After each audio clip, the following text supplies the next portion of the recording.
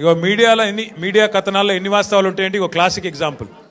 ఆయన ఎవరినో కూర్చోబెట్టి నాతో కలిపి విచారించినట్టు. ఆయన ఎవరు రాని కూడా రాలేదు, మీరు చెప్పేట ఆయన ఆడ లేని కూడా లేడు, ఎవరిని కూర్చోబెట్టలే. గదే అంటున్నా, ఎవరు మనిషి లేడు ఆడెవడు లేడు. మరి అందుకే అంటున్నా, మీరు మీడియా వాళ్ళు కూడా చూసుకోవాలి. ఎవరితోనో కలిసి కూర్చోబెట్టి నన్ను విచారించినట. పురుగు కూడా లేడు ఆ పోలీసు వాళ్ళు, నేను తప్ప ఆడెవడు లేడు. కాబట్టి ఇటువంటి అన్నీ ఉంటాయి.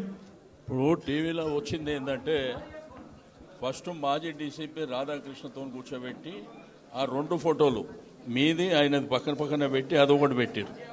ఆయనది అయిపోయింది ఆఫ్టర్నూన్ 2 తర్వాత. అంటే ప్రభాకర్ రావుని పిలిపించి మళ్ళీ ప్రభాకర్ రావుని మీరు కూర్చోబెట్టి అక్కడ తారక రామారావు తప్ప ఏ రావు లేడు, నేను ఒక్కనే ఉన్నా తప్ప ఎవడు లేడు. అంతే. మరి ఈ రెండేళ్లలో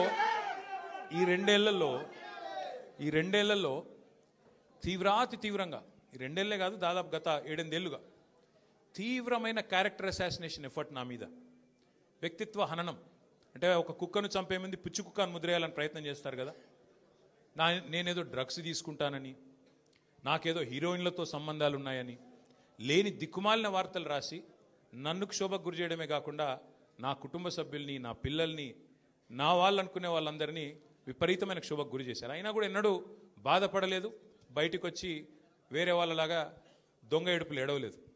నేను నిబద్ధతతో పనిచేసిన నాయకుని కాబట్టి ఎవడికి భయపడకుండా 2 ఏళ్లుగా తలవంచకుండా పోరాటం చేస్తూ ఉన్నాను. ఇవాళ నేను ఏదో టెలిఫోన్ ట్యాపింగ్లో ఏదో విచారణ క్రమాన్ని పిలిచారు, బరాబర్ పోతాం. పోయి అడుగుతా, ఏమడుగుతా, ఏం తప్పు చేసింది మా ప్రభుత్వం అని అడుగుతా, ఎక్కడ తప్పు జరిగింది అని అడుగుతా. ఇవాళ వారు సమాధానాలు చెప్పాలి నాకు.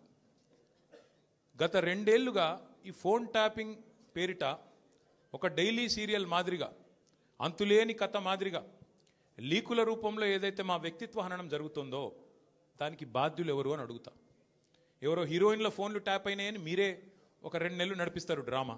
పోలీసు వాళ్ళు, కాంగ్రెస్ పార్టీ వాళ్ళు మీరే లీకులు ఇస్తారు, మీరే రాయిస్తారు, మీరే మళ్ళీ మీదికెళ్ళి మా వ్యక్తిత్వ హననం చేసే ప్రయత్నం చేస్తారు. ఇక వీళ్ళని బెదిరించిందట, వాళ్ళని బెదిరించిందట అని మీరే రాపిస్తారు 2 నెలలు.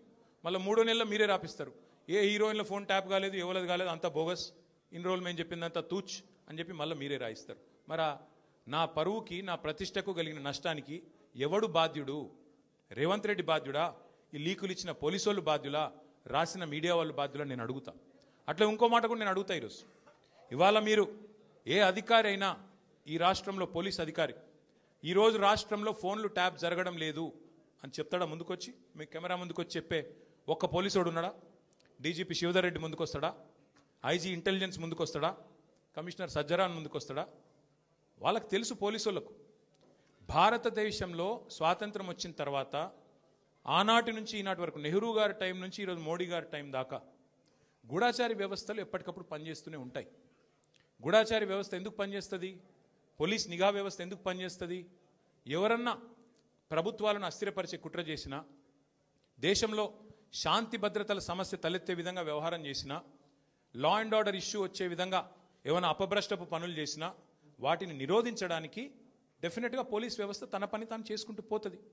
2015లో మన తెలంగాణ రాష్ట్రం ఏర్పడ్డ తొలినాళ్లలో మా ఎమ్మెల్యే గారిని ఒకరిని కొనడానికి ఒక దొంగ 50 లక్షల రూపాయల బ్యాగ్తో వచ్చి దొరికిండు. దొరికిన తర్వాత ఆ దొంగ మీద ఏమైనా నిఘా పెట్టినరేమో పోలీసులు, మాకేం తెలుసు, మాకేం సంబంధం? పోలీసులు దొంగలు, వాళ్ళకు సంబంధం ఉంటుంది, మాకేం సంబంధం మధ్యలో రాజకీయ నాయకత్వానికి? ఇవాళ వాస్తవం ఏంది? 2015లో ఏ దొంగనైతే దొరికిండో 50 లక్షల రూపాయలతో అడ్డంగా రాష్ట్రం మొత్తం చూస్తుండగా ఆ దొంగ ముఖ్యమంత్రి అయి కూర్చున్నాడు. ఆ దొంగకి ఏమనిపిస్తున్నది? మిగతా వాళ్ళు కూడా నా లెక్కనే రాజకీయ నాయకులందరూ దొంగ పనులు చేస్తారు, మిగతా వాళ్ళు కూడా నాలాగనే బురద అంటియాలి, వాళ్ళను బదనాం చేయాలి. అందుకే ఏం చేస్తున్నాడు? విచారణ పేరిట ఆదేశాలు జారీ చేస్తాడు.